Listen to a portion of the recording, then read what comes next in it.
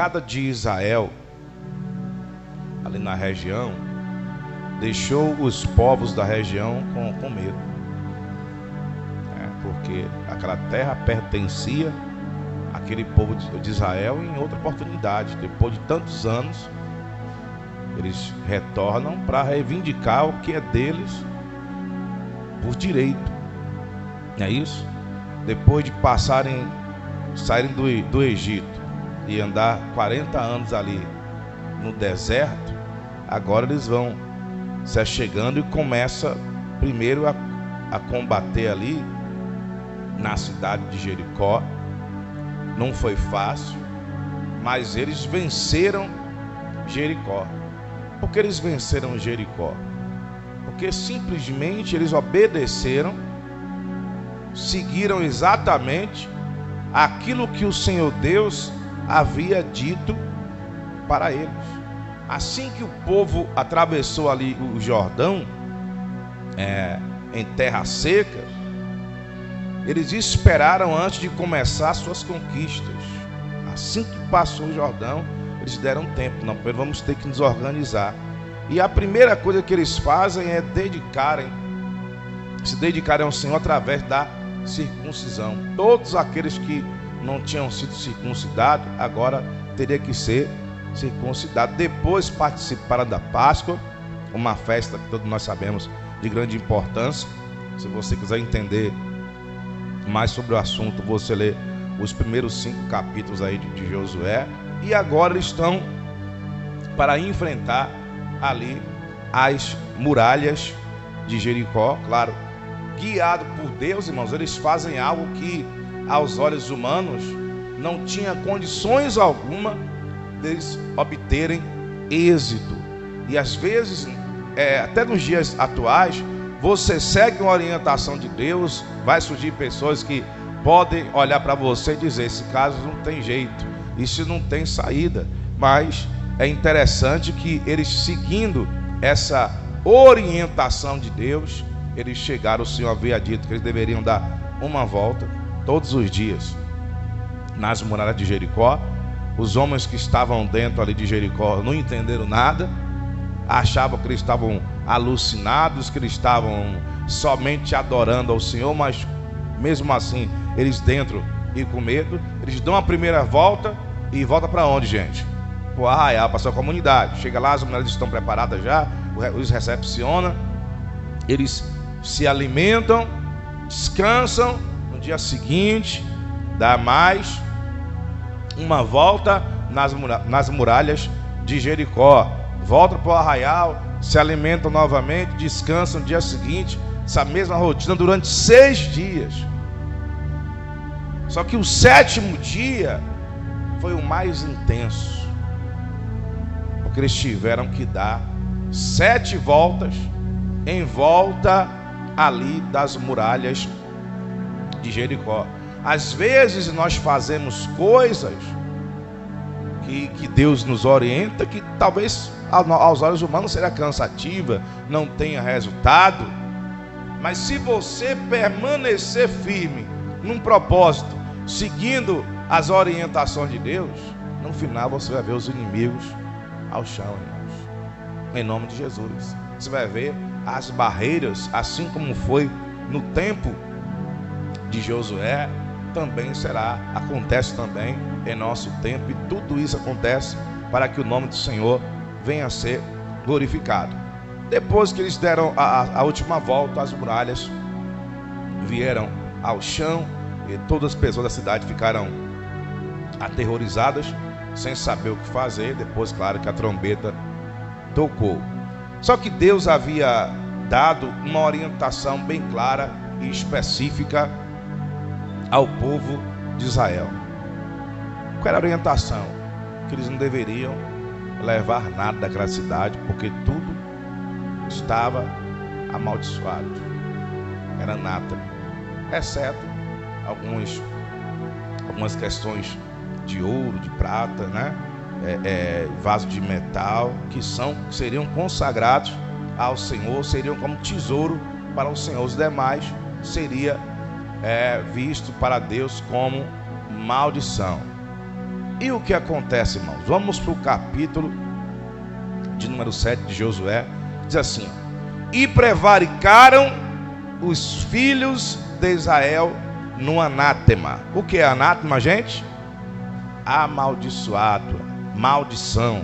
Prevaricaram no anátema, porque Acã, filho de Carme, filho de Zabdi, filho de Zerá, da tribo de Judá, tomou do anátema, tomou daquilo que era o quê?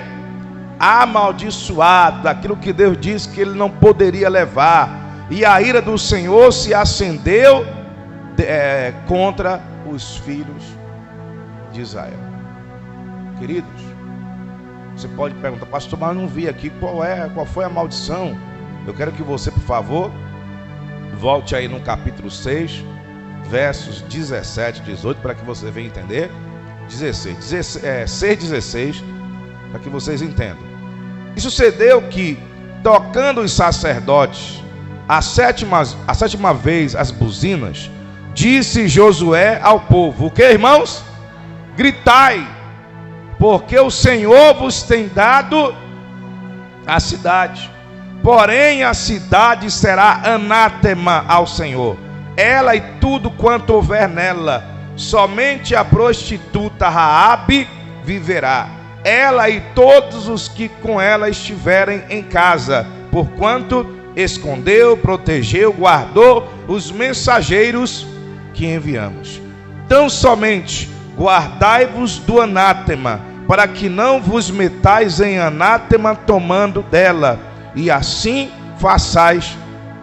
Maldito o arraial de Israel, e o turveis. Porém toda a prata e o ouro e os vasos de metal e de ferro são consagrados ao Senhor, irão ao tesouro do Senhor. Então o Senhor havia dito que tudo ali era considerado amaldiçoado. E a pessoa, e se alguém desobedecesse, pegasse daquilo que estava amaldiçoado, todo o arraial, toda a comunidade seria o quê?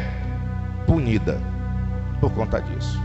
E aí nós adentramos no capítulo 7 e diz que os filhos de Israel prevaricaram contra o Senhor, porque levaram do anátema. Só que aí ele especifica quem foi que levou aquilo que era anátema: o Acã. Só que a atitude do Acã destruiu ou mexeu com toda a comunidade, irmãos. Então nós temos que ter esse cuidado. Aqui nesse versículo 1 do capítulo 7 já nos chama a atenção. Muito cuidado com aquilo que nós estamos o quê? Levando para dentro da nossa casa. Tem muitas pessoas que estão levando para dentro de casa maldição, alguns inocentemente, outros por ignorância e outros porque não está nem aí, acha que é besteira, acha que é bobagem. Assim como Acã, que certamente pensou que ele levaria aquela capa babilônica, que ele levaria o ouro, o metal, coisas que pertenciam até mesmo ao Senhor, e não aconteceria nada com ele. É uma mentirinha. Dentro de casa, às vezes está lá aquela mentirinha, a pessoa diz que é de Deus, mas dentro de casa, vira e mexe, ele está contando mentira para o filho, contando mentira para a esposa, mentira para o marido, inventando historinha para se beneficiar. Só que a palavra de Deus, ela diz que nada é oculto que não venha a ser descoberto ou revelado. Uma hora o pecado ele vai ser descoberto, uma hora virá à tona. Só que é assim, irmãos, o pecado a pessoa até escolhe, sim ou não? O pecado a pessoa escolhe, e as consequências ela escolhe? As consequências a pessoa não escolhe, ela simplesmente vem.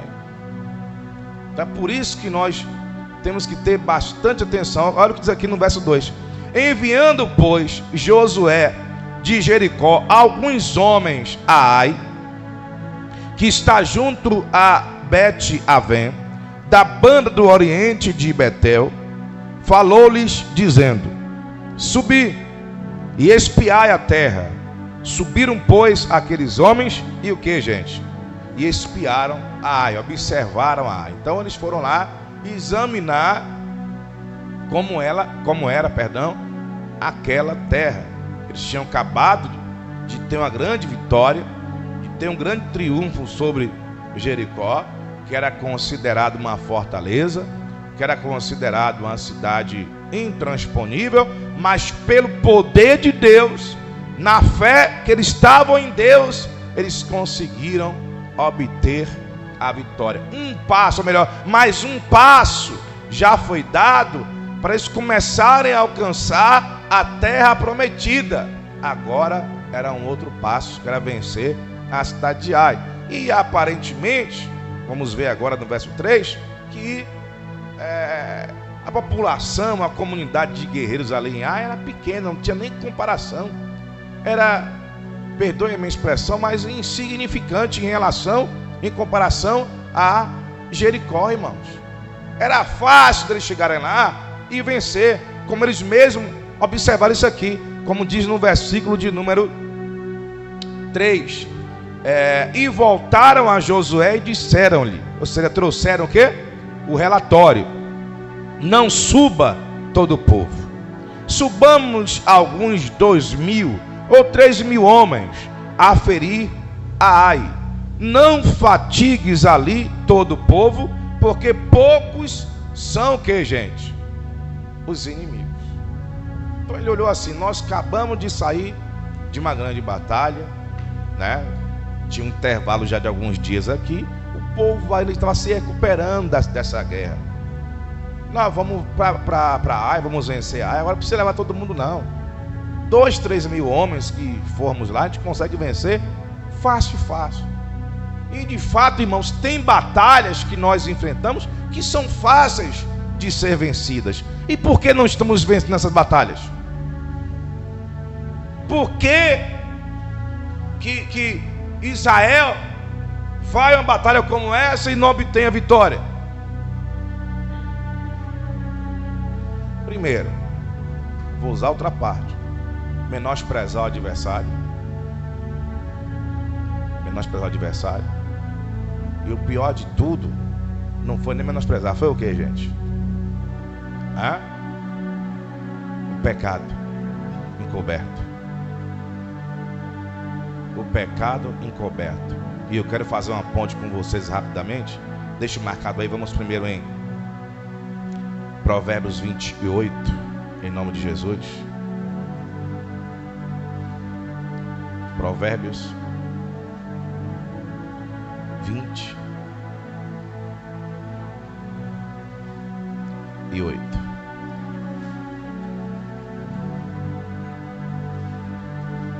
Em nome de Jesus.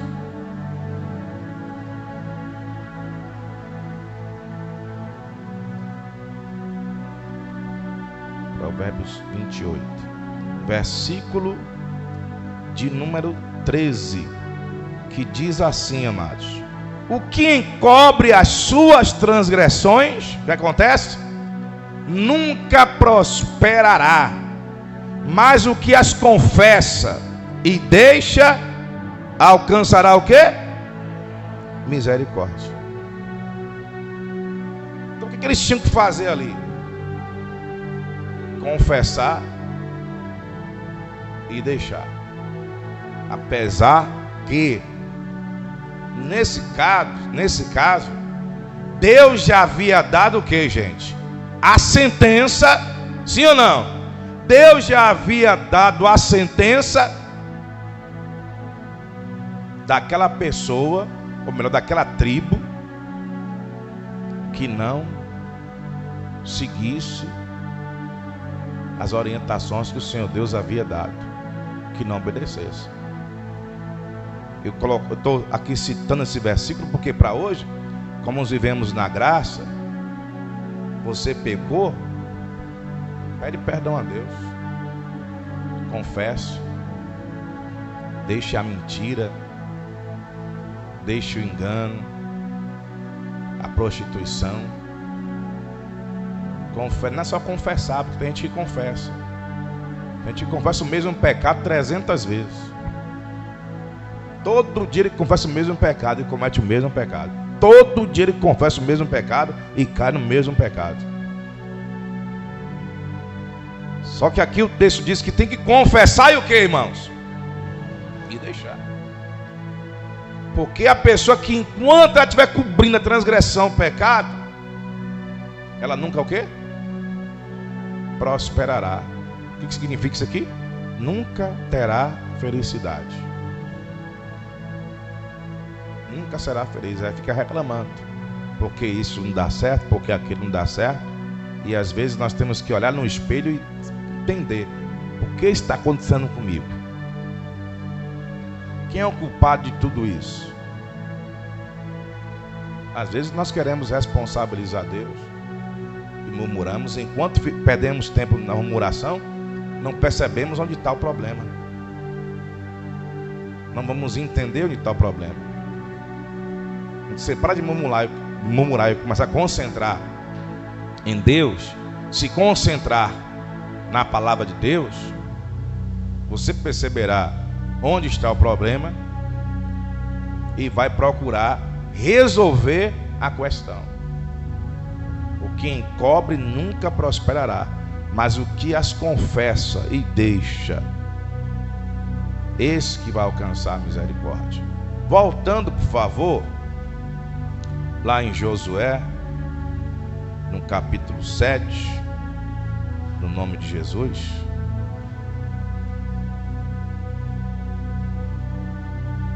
Versículo de número 4.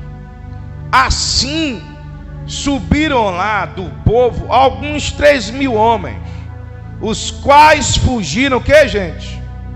Diante dos homens de Ai. Não era fácil a vitória? Porque a cidade de Ai, segundo alvo do exército israelita, seria uma vitória fácil. Porque os homens que espiaram a terra viram que a terra era fraca, que o povo era pequeno. Por isso que Josué só mandou 3.000 soldados esperando uma vitória rápida. Ninguém acreditava que o cidadão de Ai se defenderia. E que os soldados de Israel viraram as costas e fugiam. Ninguém acreditava nisso.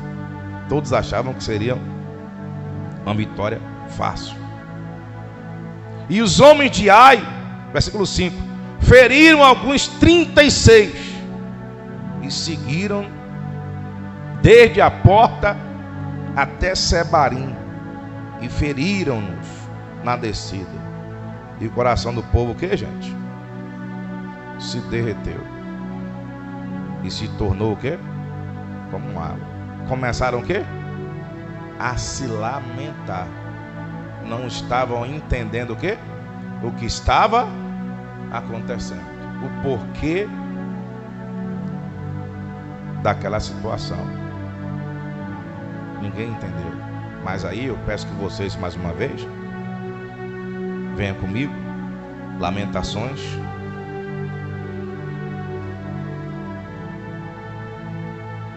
3. Lamentações capítulo 3, verso de número 39. Então você vê que o povo de Israel foi totalmente abalado pela derrota inesperada. Eles não esperavam isso. Nem nos piores sonhos eles imaginavam isso. Lamentações 3, 39. Diz assim: de que se queixa, pois, o homem? Com vocês? Com vocês?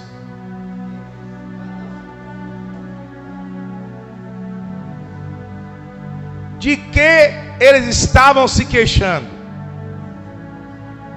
Dos próprios pecados.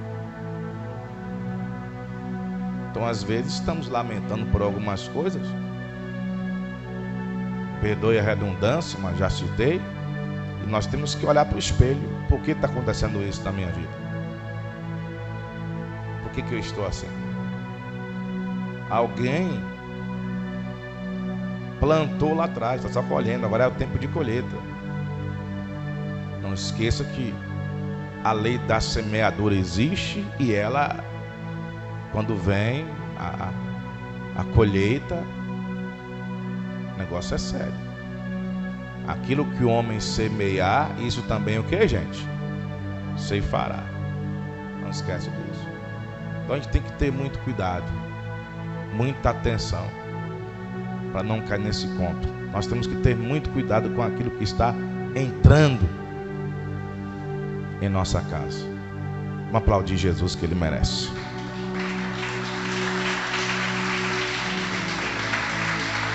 Glória a Deus.